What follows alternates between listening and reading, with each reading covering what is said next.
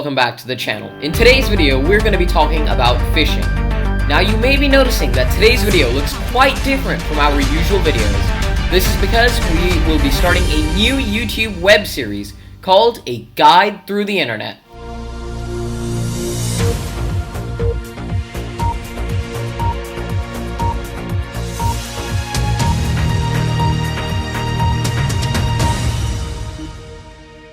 In this web series, we will be exploring and learning all about the internet. The series will be started off with an informational PowerPoint, then into a live demonstration regarding the topic. We hope you enjoy this new series. Now, without further ado, let us get into today's video. Phishing, also known as social engineering, is a hacking technique where the user gives away their own password via a fake website. It is defined as the fraudulent practice of sending emails perpetrating to be from reputable companies in order to induce individuals into revealing personal information of sending emails, passwords, and credit card numbers. Today, I'll be demonstrating how quickly one can create a phishing website, what the hacker sees, and how to recognize and avoid phishing websites. First off, let's talk about the different types of phishing. First, we have spear phishing. Spear phishing is where a hacker targets a group of individuals, such as company employees or students. The hacker will then personally enter information to make the email much more likely to lure people into clicking on the links included in them. So this type of phishing is a lot more different compared to normal phishing because the hacker does it personally rather than an automated system. So it's designed to get people to click into the links. Secondly, we have smishing. Smishing is where you receive a short text and it contains a link or a phone number that they want you to call. Smishing is usually always about really important things, for example, bank information. But in our current case, we have just a hiring alert. And so this type is actually really common. Lastly, we have email phishing. Email phishing is by far the most common type of phishing, and it's been used since the 1990s. Hackers send out these emails to any and all email addresses they can obtain. The email usually tells you that there's been an important compromise in your account and that you need to respond immediately by clicking on the provided link. With this, they lead you away to a fake website and you end up giving your password and login credentials away. Now, you may be wondering, why do hackers conduct phishing attacks? The answer is quite simple. They want access to your account. Once into your account, the account can be sold or even used against you. Experts reveal that 1 in 99 emails is actually a phishing scam. And what's even more concerning is that only 3% of email recipients are able to recognize that the email is a scam and bogus. Researchers believe that around 15 billion spam emails are sent out on a daily basis, but between 45 to 75% of those spam emails are phishing scams. In the past year, phishing attacks have doubled. And with the help of this video, I hope that we will be able to bring that number back down and save many accounts around the world. Alright, so to demonstrate exactly what a hacker has to do, I've set up a small demonstration using Kali Linux. Although this was not exactly a quick or easy setup and did require a bit of code tinkering to work, after a few hours I was successfully able to get it working smoothly. Please note that this is for educational purposes only, and I will be conducting an attack on myself, therefore making it legal. Alright guys, so we're in Kali Linux. This is what it looks like. It's quite similar to Mac OS, but it's sort of a fusion between Windows and Mac OS. So we're going to go ahead and open our terminal. I'm not really going to walk through the steps of this.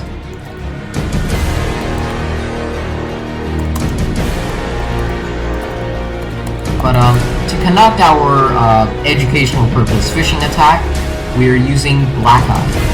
It's a program that is developed and is actually even currently used by hackers to steal passwords via phishing attacks.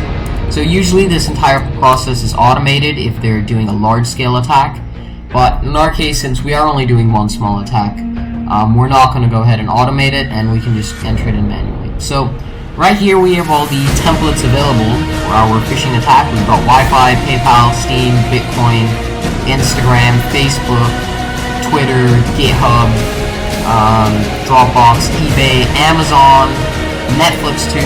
So let's just go ahead and select Facebook. So that's option 2. So now we just wait for the servers to go ahead and start. We should generate a link. So you may be wondering what ngrok is. ngrok is actually not a bad site. It's just an open platform hosting service that's really developer friendly. And so right here we have our link. We're going to go ahead and copy link. And we can say that this is, it could be Outlook or an emailing service. But for our demonstration, we're just going to go ahead and use Google Docs. So now, I'm going to go ahead, and you can see I've copied the link and pasted it into my browser. As soon as the link is pasted in, that's it. We got it right there. Right there. Right there. It says, victim IP address has been found. Right there. It's got, well, it knows that I'm running an Intel Mac, and I'm using Chrome. And right here it says it's waiting for credentials. So now I guess, I'm gonna go ahead and enter some fake credentials. So as soon as I enter it, it immediately delivers the credentials to the hacking side. And as you can see, I put the account, I typed in fake, and password I typed in fake password. But let's say someone actually fell for it and entered their real password. Then the hacker would have access to their account, and it automatically saves it as a TXT, so it's really easy for the hacker to go back and use the software. Alright, so I've just clicked on a link that said I had to verify my Apple ID, and so I'm brought to this page. Now, going over this page, this is the phishing link that I've sent myself. You can actually see that the URL here is a little whack. It's from ngrok.io, the same domain that I was using on the Calian. So let's go ahead and put a bogus password in, iCloud.com. For password, let's go ahead and put 1, 2, 3, 4, 5, 6, and before continuing, we can go ahead and look at some things on the site. So first, we can go ahead and try out some of these buttons. Oftentimes, they don't actually work, but in this case, it's actually very well developed. Another thing you can see is the copyright. It's from 2014. The font is also slightly more different than what we see currently with Apple, and the button is also quite different from what we see currently with Apple. So, assuming that we didn't check the copyright date or anything else, we just went ahead and hit sign into Apple ID. We would then be redirected to a similar page, but by then, our password would have already been sent to the hacker. And right there, now you saw, you can look at the domain link. It just changed to iCloud.com from our very long domain.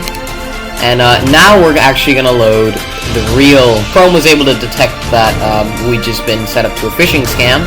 And now that we're at the real website, we can see that it's so much more different. We can actually see that the copyright dates to 2021. And the layout is actually a lot more modern, and you can actually see that they don't have buttons up here. But as you can see in the previous one, it was actually quite convincing because all the buttons were working. So a simple trick to make sure that you're never phished is whenever these emails give you a link, you never want to click on them. Instead, just go directly to the domain like iCloud.com. Like this, you can avoid being phished by hackers. Later on, I'll be mentioning more deeply on other strategies you can use to avoid being phished. For now, let's go ahead and try out another link that I'm going to send to myself. I just clicked on one of my links that I generated and sent to myself. So I went ahead and put in a fake email ID, and for the password, I put in 1, 2, 3, 4, 5, 6, 7, 8, 9. And I've also pulled up the real PayPal site. Let's go ahead and put this into English. And on our site here, it says log into your PayPal, the PayPal account. Let's go ahead and hit login on the real website. So you can actually see that it's pretty close, other than the language, which I can change to English right now. PayPal, it's actually really well cloned. The only real difference is we have a language feature here, and over here we have having trouble logging in, which actually is a tool hackers use to try to get you to believe that it's real. So let's say I didn't know my password and I hit having trouble logging in and I opened it in a new tab. we can actually see that this is fake because this part of the website was never coded. The hacker didn't actually think he would have trouble, and if you did have trouble, he had no intentions of helping you. So, comparing these two, it's actually really close. Alright, so assuming that we hit login, the hacker would then immediately get our information, and we would actually be redirected to a site similar. Yep, we just got redirected to the real site now. You can see that these two are now identical. So, after you enter your bogus information, which I did here, it redirects you to the real site, making you think that, oh, maybe it just didn't go through successfully. But the truth is, they redirect you because they don't want you to know that you've just been phished. And so now we're on the real site. We can see that it's actually paypal.com and sign in. Same thing here. Although this is still a redirect, assuming that it was, I still wouldn't trust it, but it still is from paypal.com. Alright, so let's talk about how not to get phished by hackers. The first strategy is to go to the official website rather than clicking into the links. That's what I just did. This way, you go directly to your destination without going through the email. Secondly, another way is, you can go ahead and click Alert. Read the link to the website. Secondly, another way you can do is, assuming that you got an email, you can go ahead and check out the email ID of the email. For example, Google or Apple would never send an email from google123@google.com. Google would always send emails from support@google.com. You may have also noticed that the phishing link we had earlier in our Google Drive link, it was this. It was a bit long and messy. It was HTTPS, but at least it was secure. And it was a few numbers and alphabets combined together at ngrok.io. If we look at the real link, it's actually just paypal.com, and then behind it is a sign-in. So by going directly to the official domain, you can actually avoid being phished completely. So if you do receive an email and you're unsure about whether it's a phish or not, you can go ahead and go straight to the official domain and log into your account. Usually, if you do get an email and you're unsure whether it's a phishing scam or not, you can go straight and log into your account. If there really is a problem in your account, you will be able to check it there.